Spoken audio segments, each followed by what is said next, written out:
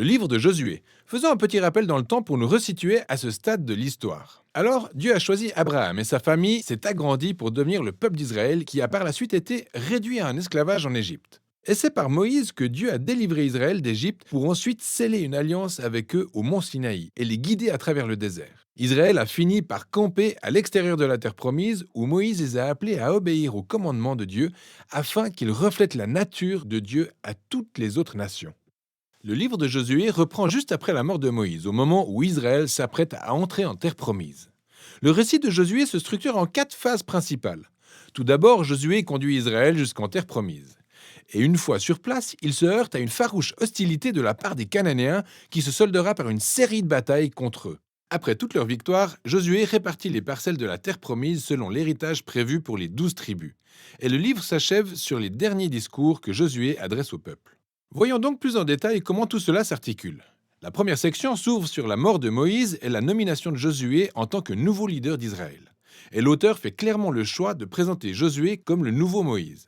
Car tout comme Moïse, Josué appelle le peuple à obéir à la Torah, autrement dit au commandement de l'alliance reçu au mont Sinaï. Puis Josué envoie des espions en terre promise, exactement comme l'avait fait Moïse dans Nombres 13 et 14. À la différence que cette fois, les choses se passent nettement mieux.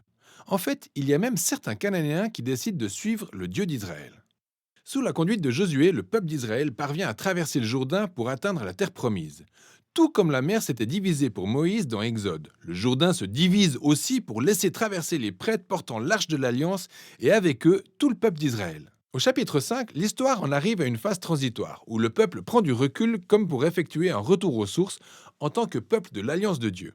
Et cela se traduit par la circoncision de la nouvelle génération et la célébration de leur première Pâque en terre promise. Ensuite, ils se tournent et se préparent à leur marche en avant. Josué fait par ailleurs cette rencontre folle avec un mystérieux guerrier qui s'avère être la créature angélique commandant l'armée de Dieu. Et Josué lui demande : « Es-tu de notre côté ou du côté de nos ennemis ?» L'ange guerrier répond : « Aucun des deux. » Ce qui montre que la vraie question ici est de savoir si Josué est du côté de Dieu. Il est clair que toute cette histoire dépasse le cadre du combat entre Israël et les Cananéens, car c'est en fait la bataille de Dieu lui-même menée selon son propre plan, où Israël pourra jouer un rôle de spectateur ou même de supporter, ce qui conduit à la section suivante. Celle qui répertorie toutes les histoires liées au conflit qu'Israël a mené contre les différents groupes cananéens. La première partie raconte en détail le déroulement de 2 batailles. Elle est suivie par une série de courts récits condensant des années de bataille en quelques résumés. Alors les 2 premières batailles sont contre Jéricho, puis Haï. Elles mettent en lumière le contraste entre la fidélité de Dieu et la défaillance d'Israël. À Jéricho, le rôle d'Israël est simple : rester d'une passivité absolue. Ainsi, il se laisse mener en musique tout autour de la ville pendant 6 jours par la présence de Dieu dans l'arche. Et à l'exemple de Rahab qui s'est tournée vers le Dieu d'Israël, peut-être que les habitants de Jéricho feront de même, qui sait ? Eh ben non.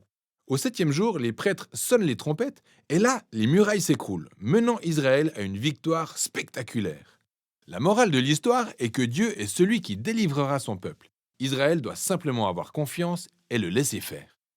En revanche, la morale de l'histoire suivante, celle de la bataille d'Aï, montre l'effet inverse. D'abord, il y a cet Israélite nommé Akan. Parmi les biens de Jéricho dévoués à l'Éternel, donc devant appartenir à Dieu seul, Akan en vole quelques-uns et ment à ce sujet. C'est vraiment bas comme tentative, après tout ce que Dieu a fait pour Israël. Suite à ça, Israël va au combat contre la ville d'Aï et y subit une cuisante défaite. C'est seulement après s'être humblement repenti et avoir sévèrement puni le péché d'Akan qu'Israël remporte la victoire. Ces 2 histoires sont placées au tout début pour souligner un principe majeur. Pour qu'Israël hérite de la terre promise, ils doivent être obéissants et se fier aux commandements de Dieu, parce qu'ils n'auront droit à aucun traitement de faveur. La deuxième partie de cette section s'ouvre sur les Gabaonites, un groupe de Cananéens qui fait exactement comme Rahab le choix de se tourner vers le Dieu d'Israël pour faire la paix avec Israël. Contrairement à tous les rois cananéens qui commencent à tisser des alliances et des coalitions dans le but de détruire Israël. En retour, Israël entre en guerre contre eux et remporte une victoire écrasante. Cette section se boucle sur une liste récapitulative de toutes les victoires remportées par Moïse puis par Josué. Alors, faisons une courte pause, car il se peut que ces histoires et leur degré de violence vous surprennent et même vous dérangent. Si vous êtes un disciple de Jésus, vous devez vous demander : Jésus n'a-t-il pas dit d'aimer ses ennemis ? Pourquoi Dieu déclare-t-il la guerre ici ? La première question à nous poser est pourquoi les Cananéens? En fait, les raisons principales sont précisées plus tôt dans l'histoire de la Bible. D'un point de vue moral, la culture des Cananéens était devenue extrêmement corrompue, en particulier concernant le sexe. Vous pouvez consulter Lévitique chapitre 18. Et les sacrifices d'enfants étaient une pratique très courante chez eux. Vous pouvez voir Deutéronome chapitre 12. Et Dieu ne voulant pas que de telles pratiques influencent Israël, la seule solution était que les Cananéens quittent le territoire. Ce qui soulève une seconde question. Dieu a-t-il réellement ordonné la destruction de tous les Cananéens comme un génocide?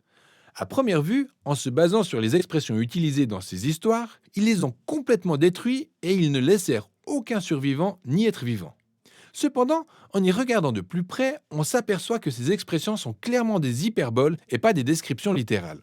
Revenons sur l'ordre initialement donné au sujet des Cananéens dans Deutéronome chapitre 7. Il est tout d'abord ordonné à Israël de chasser les Cananéens, puis de les détruire jusqu'au dernier. Et les ordres suivants sont de ne pas se marier avec eux et de ne conclure aucun échange commercial avec eux. Alors, vous ne pouvez pas épouser quelqu'un que vous avez détruit. J'imagine que vous avez saisi l'idée. Le même principe s'applique au récit dans Josué. Prêtez attention. Par exemple, on nous dit dans Josué chapitre 10 qu'Israël n'a laissé aucun survivant dans les villes d'Hébron ou de Débir. Mais plus tard, au chapitre 15, nous voyons que ces villes sont toujours peuplées de Cananéens. On comprend donc ici que Josué s'inscrit dans la droite ligne des récits antiques des batailles par l'usage de sa narration du style hyperbolique non littéral.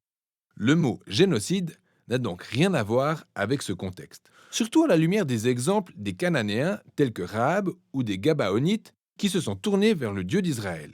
Dieu restait ouvert à ceux qui se tourneraient vers lui. La dernière chose à souligner est que ces histoires sont un moment unique dans toute l'histoire d'Israël. Ce type de bataille était exclusif aux petits groupes de peuples vivant dans le pays de Canaan. Mais Dieu a ordonné à Israël la recherche de la paix avec toutes les autres nations. Vous pouvez lire dans Deutéronome chapitre 20. Donc, le but de ces récits de bataille n'a jamais été de vous inciter, en tant que lecteur, à aller commettre des actes de violence au nom de Dieu. Bien au contraire, cela montre Dieu faisant justice face à la cruauté humaine à un moment unique de l'histoire, et comment il a sauvé Israël de l'anéantissement par les Cananéens. Alors, continuons de suivre la structure du livre. Après des années de bataille, nous découvrons un vieux Josué qui commence à répartir les portions de la terre promise entre les 12 tribus d'Israël. Et la majorité de cette section liste des lignes de démarcation. Et très honnêtement, c'est assez ennuyeux. C'est comme lire une carte sans aucune photo. Mais pour les Israélites, ces listes étaient d'une importance capitale. C'était l'accomplissement de très anciennes promesses de Dieu à Abraham, selon lesquelles ses descendants hériteraient de la terre promise. Et là, tout était en train de s'accomplir au détail près, ce qui nous conduit à la dernière section. Josué adresse 2 discours au peuple. Ils sont très similaires au dernier discours de Moïse dans Deutéronome. Josué leur rappelle la générosité de Dieu, comment il les a conduits en terre promise et les a sauvés des Cananéens. Il les appelle à se détourner des dieux cananéens et à demeurer fidèles à l'alliance qu'ils ont scellée.